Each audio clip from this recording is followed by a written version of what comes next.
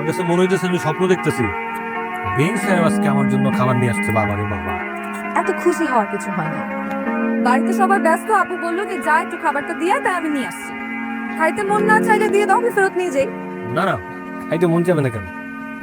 সুন্দরী বেইন সাহেবের মতলবটা বুঝতে পারতেছি না। ঢাকা থেকে এসে আবার কারো প্রেমে টেমে পড়ে গেল নাকি? না, প্রেমে বলে অবশ্য বলে দিতে পারে। আমাদের আবার না করার অভ্যেসটা একটু কম। কি উল্টা পাল্টা চিন্তা ভাবনা না। আমি কারো প্রেমে কেন পড়তে যাবো এখানে এসে? আর যদি আমি প্রেমে পড়িও, আমি তো কোনো বান্দরের প্রেমে পড়বো না, তাই না? এখন এত কথা না বলে চুপচাপ খেয়ে নাও। খাইতে পারি, কিন্তু একটা শর্ত আছে। আবার কি সত্য? যদি সুন্দরী বেইন সাহেব আমার হাতে একটু খায় তাহলে খাইতে। ঠিক আছে, খাইলাম।